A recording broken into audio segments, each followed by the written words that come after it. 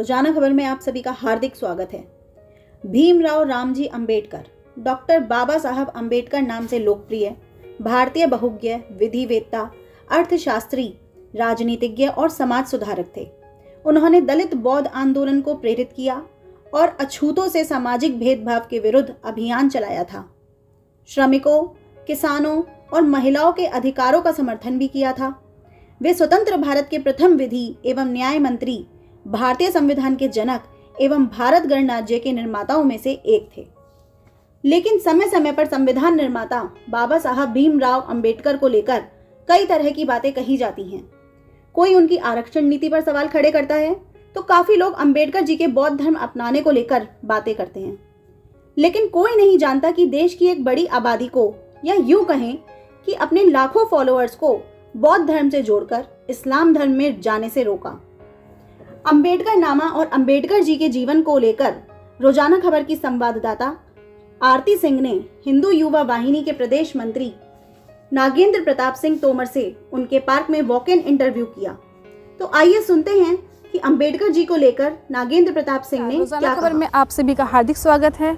आज हम बात करेंगे संविधान निर्माता भारत रत्न डॉक्टर भीमराव अंबेडकर के छुए और अनछुए पहलुओं की। हो सकता है आप भी डॉक्टर अंबेडकर के इन बातों से अनजान होंगे।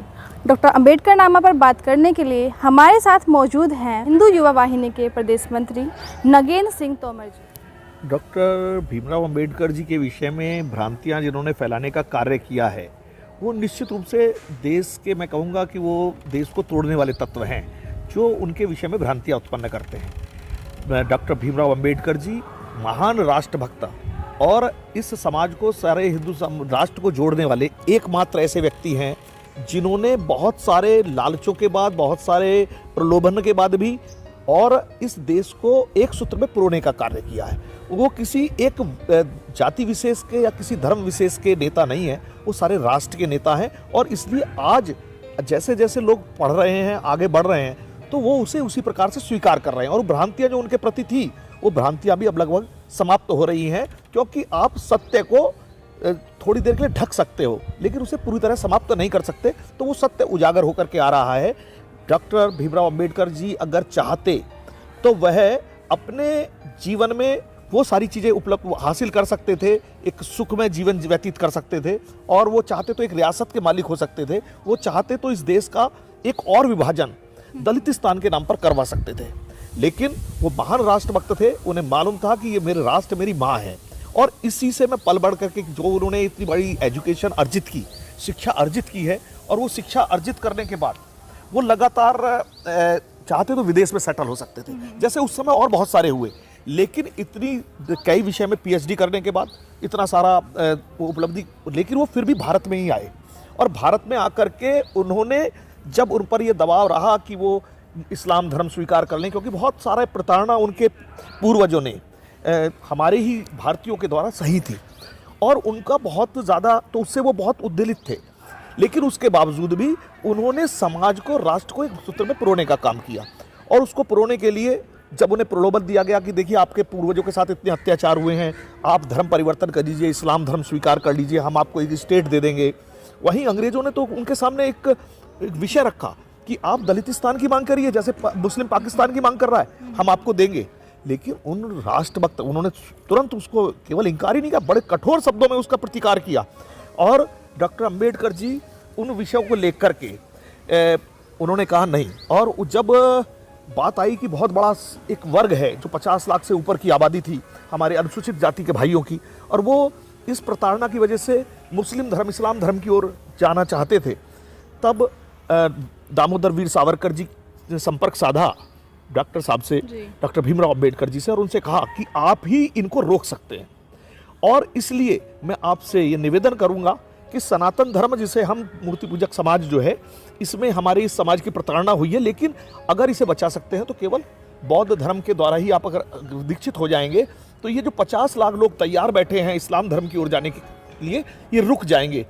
और डॉक्टर साहब ने वो कड़ा निर्णय लिया और उन्होंने बौद्ध धर्म, जो भारत की ही मिट्टी से मतलब कहना चाहिए पैदा हुआ एक संप्रदाय है, मैं तो उसे संप्रदाय मानता हूँ।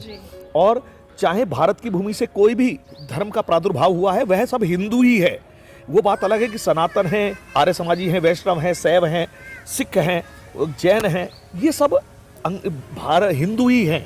जो हिंदुस्तान का मतलब भारतीय संस्कृति है उसका ही धर्म है, और उन्होंने इसलिए बौद्ध धर्म को अंगीकार किया। और भगवान बुद्ध, जिसमें जो सनातनी भी मानते हैं कि वो विष्णु के अवतार हैं, ये मानते हैं, और वो उसी प्रकार से भगवान बुद्ध की जो है एक भगवान के रूप में अर्चना भी करते हैं, उन्हें स्थान प्रदान करते हैं।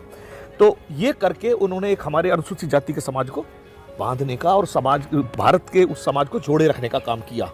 नहीं तो लगातार आप देख रहे थे कि हमारे यहाँ से जो भी धर्म परिवर्तन हुए वो गए, मतलब एक ही रास्ता था, वन वे।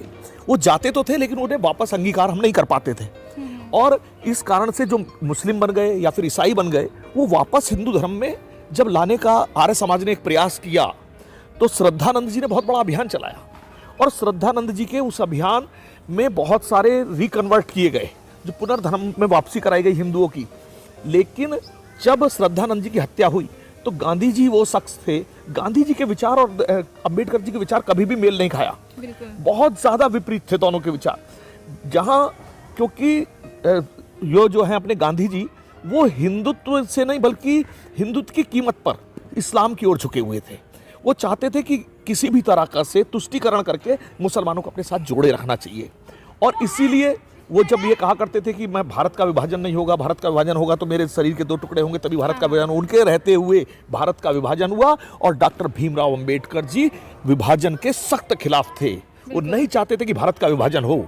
लेकिन ये डॉक्टर भीमराव अंबेडकर जी थे जिन्होंने विभाजन के बाद फिर ये कहा कि अगर विभाजन हो गया, ये त्रासदी थी बहुत बड़ी, अब यहाँ की जनसंख्या का भी स्थानांतरण होना चाहिए। जो हमारे हिंदू भाई वहां पाकिस्तान में रह गए हैं उनको सुरक्षित भारत में निकाल करके लाया जाना चाहिए, और जो यहाँ के मुस्लिम हैं उनको पाकिस्तान भेजा जाना चाहिए, अन्यथा यहाँ का मुस्लिम कभी भी यहाँ जो है आत्मसात नहीं कर पाएगा। और उसका देख रहे हैं हम आज परिणाम कि वो आत्मसात नहीं हो रहा है, वो लगातार उस ओर अग्रसर है कि वो भारतीय संस्कृति हो, भारतीय जो है हमारे जो है जितने भी मंदिर हैं उन पर, और लगातार हमारे पर ही एक नए पाकिस्तान के निर्माण की ओर वो बढ़ रहा है।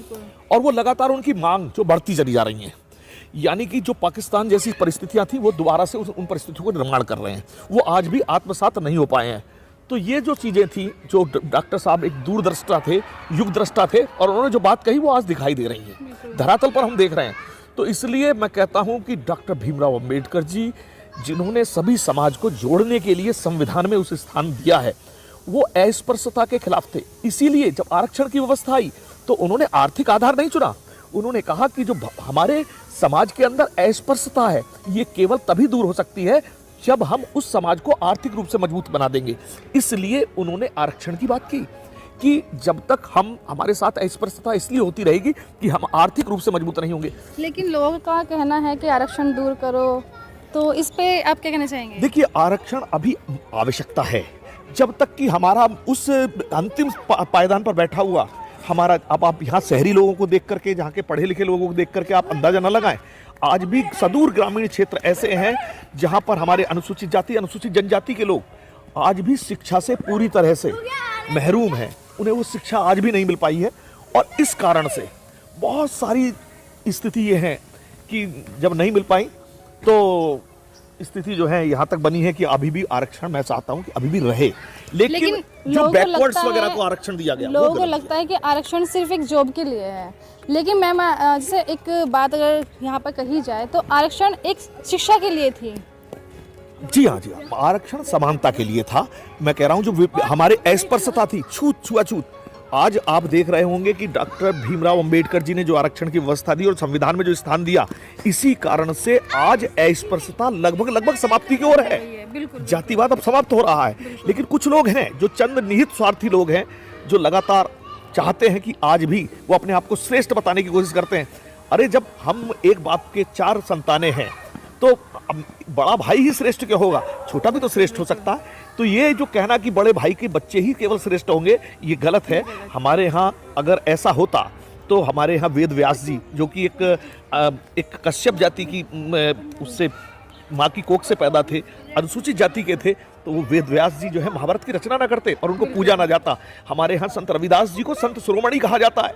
हमने हमेशा, हमारी जो भारतीय संस्कृति है, हिंदू संस्कृति है, उसने ज्ञान को ही महत्व दिया है और जो व्यक्ति ज्ञानी हुआ उसको हमेशा जो है आदर और सत्कार दिया है। लेकिन कुछ चंद जो कहना चाहिए निजी स्वार्थी लोग हैं, उन्होंने इस जातिवादी व्यवस्था को केवल मैं श्रेष्ठ हूँ यह कह करके लोगों की उस भावनाओं का गलत दुरुपयोग करके समाज को तोड़ने का, देश को तोड़ने का काम। तो देखा आपने अंबेडकर जी को लेकर के जो भ्रांतियां हैं हमारी और आपकी, वो ज़रूर दूर हुई होंगी। आरती सिंह, रोज़ाना खबर, मेरठ।